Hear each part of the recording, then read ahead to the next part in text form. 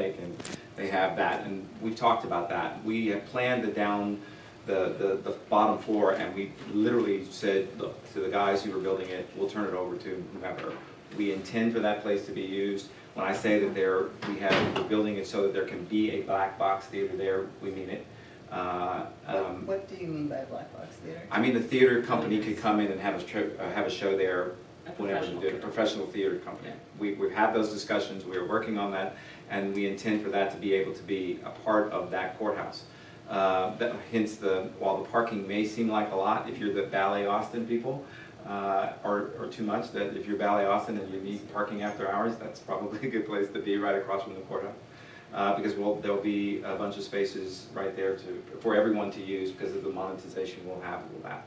I think the other thing that you have to realize when you're talking about the courthouse is modern courthouses have an ability, or need the ability to be able to run differently. We don't really have the security we need to run the courthouse in the way we'd like. For example, right now we do once a month, we do an after hours. When we say that, it goes from about 6 or 5:30 or so to about 7 o'clock, where people who can't make it any other time can come there. I'm pretty sure that it will be expanded. In other words, if you're looking to get, there are some things that you can do fairly easily in the evening that you can't get any other time. One of the things that you need to remember, or we need to make a point of, is that there are a lot of pro se people accessing the courthouse these days. One of the reasons that is because Travis County has a help center that allows them to, in fact, get help in getting their petitions due. And there are a lot of what kind of people? People who aren't represented by lawyers. And they come in and they have they have hearings that they need to do. You can do right now in Travis County by yourself with help from the help center. You can do a divorce, you can do a name change, you can do certain other things that will allow you to get in front of a judge and get that done without having to have a lawyer. So that's important to us, and that's one of the things that self-help center will be actually in the courthouse. So, let's go back to Alive After 5 for a minute. The intention of the courthouse, when we put it together, was to be able to have people access it after 5 o'clock and really turn it over to the public. I found a quote that's interesting in that regard. It's actually by Powell. Well, let's use Cash's words, they're probably better. But at the heart of the matter is whether a city can make room so that everybody has a chance to participate in meeting new people, building a career, finding love, getting an education, seeing great music, and whatever else we want to do. The more distance we put between ourselves and the fewer opportunities we have is a problem. Just as Powell put it this way, public buildings often accurately reflect the beliefs, priorities, and aspirations of the people. For much of our history, the courthouse has served not just as its local center of the law and government, but as a meeting ground, cultural hub, and social gathering. I think if you take Kesh's words and Justice Powell's words and put them together, and we are in Alive After 5, and you turn over that bottom floor, that's exactly what we're trying to do, is make the courthouse not just something that people come to when they have to, or when there's a bad situation, but something they have to come to when they get there. There's other things going on there, and that makes a difference too for the Heman, Marion Sweat Courthouse, which has just been recently dedicated as the courthouse in Travis County. There are statutes that say that you have to do something at the courthouse. This is the Civil and Family Justice Complex.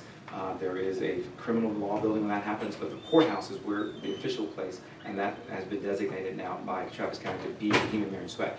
So we have to go and make sure that we renovate that place, in part because, and Genevieve's right, you can't kill and get out the rats, which we do regularly. We have regular people coming through and saying, trap them. I don't know if anybody, well, that's a different story. There's a movie about that rat thing, but I won't talk about it. At any rate, you can't do that until you can clean it up and get everybody out of it and do that sort of stuff. So that's one of the reasons why we need to renovate it. But the idea there is to make it not only a working courthouse, but to use it as some place where kids can go and learn some things. You're a block away, less than a block away from the History Center.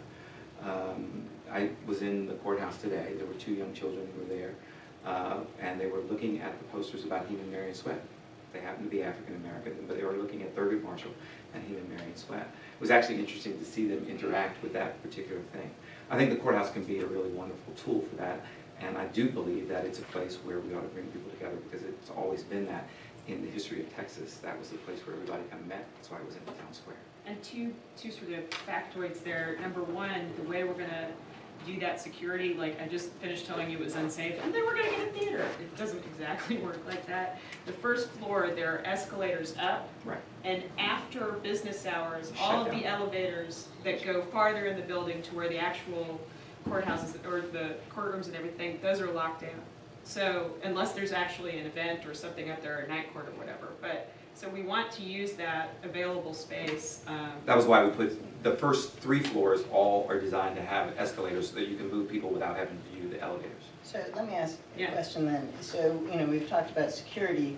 If you want to go to the theater, are you going to go through a metal detector? Are you going to, is I this don't think- airport no. security or is this? No, because the reason we did all of the major, like, justice type, the reason, one of the great things about having an elevator go down into that parking is that you can really separate incarcerated from others.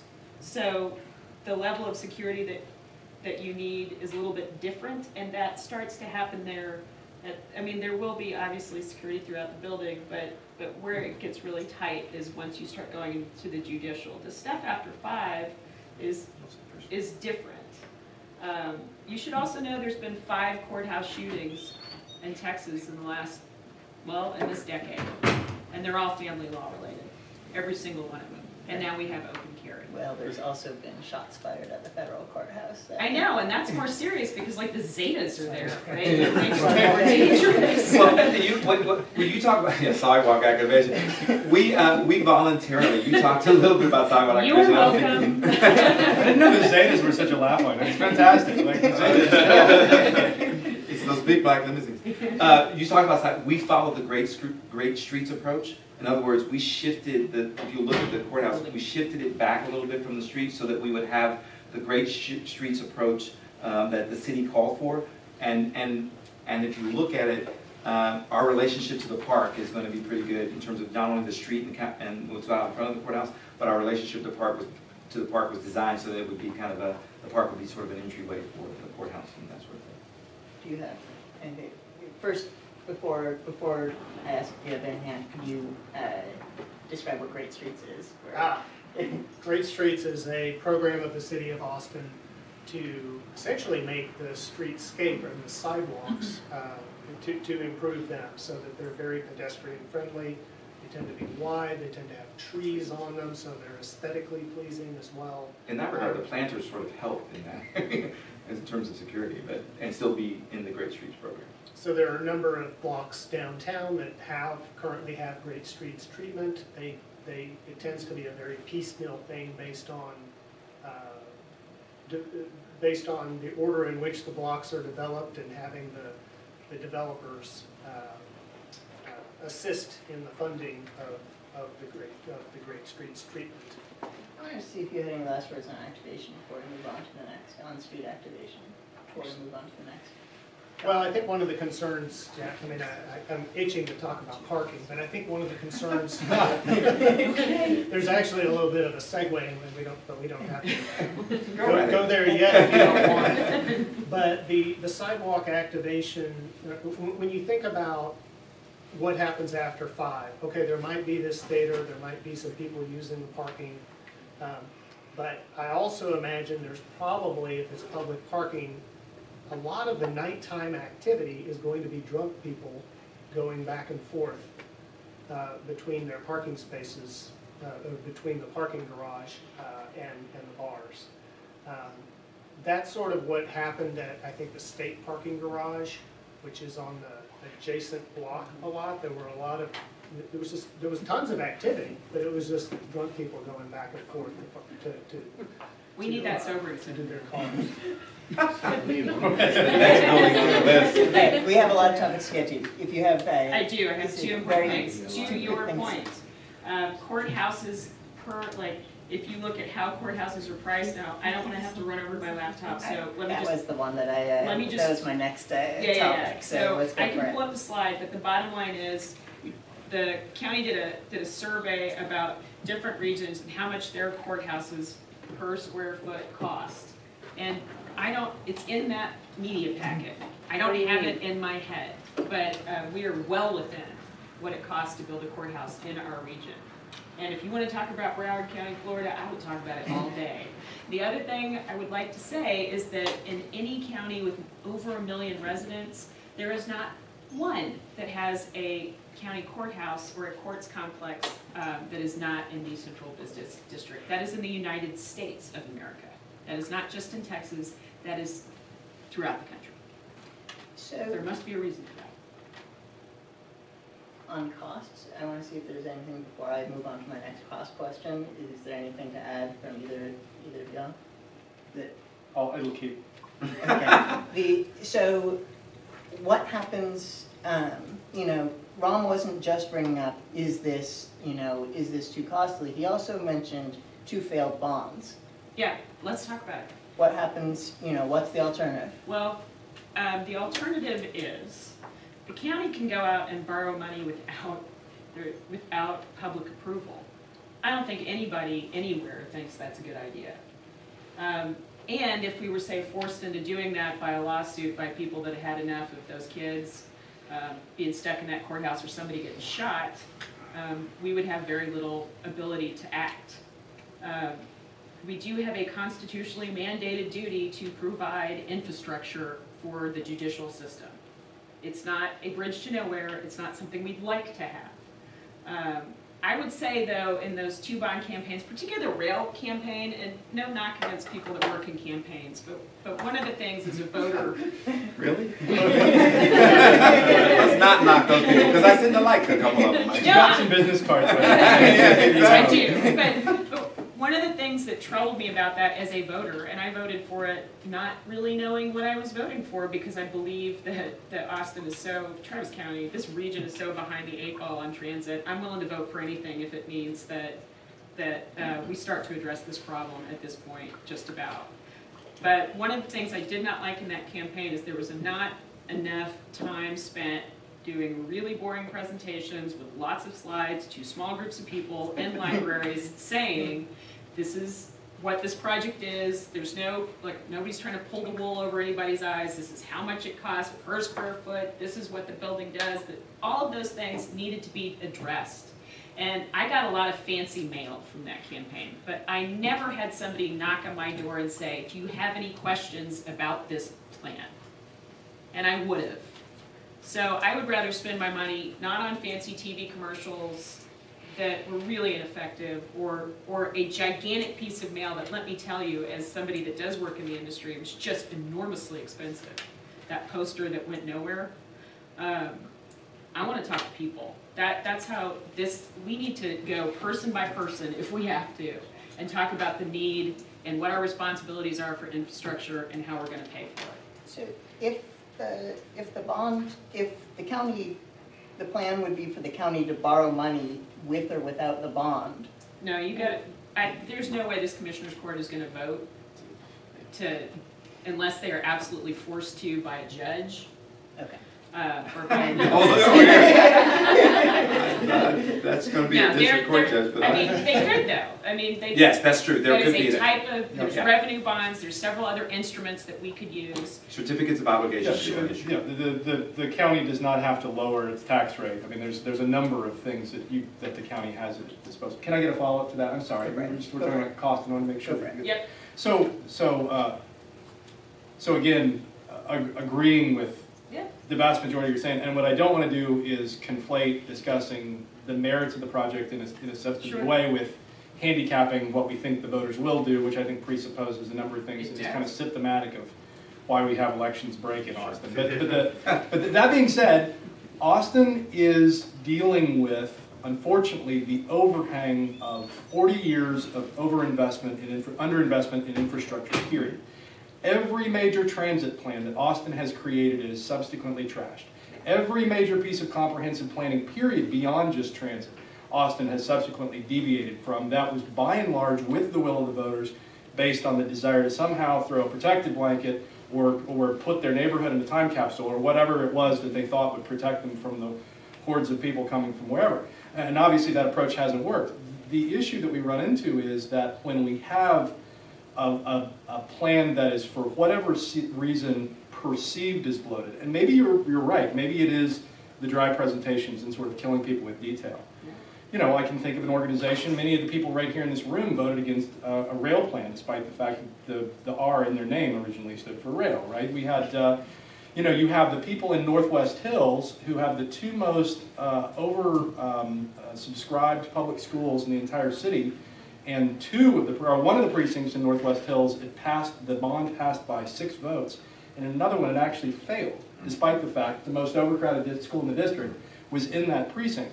The point is, I fear that as somebody who wants to see a new courthouse, number one, and agrees that not just public buildings that are functional need to be in the central business district, but also that public buildings of this nature should be great public buildings, and that's a hallmark to a certain extent of civilization. My concern is that by coming in with a proposal like this, that we run the risk of losing the opportunity and moving forward into a place where interest rates are much higher, and we end up paying more for the courthouse that we maybe could have passed, which cost $200 million. Yeah, but what are you going to cut out? I don't know. That's the thing, is I haven't seen enough detail. You know what I mean? I know. As you say. I know. Hey. Yeah, right. When you say detail, Garage, what do you mean by detail?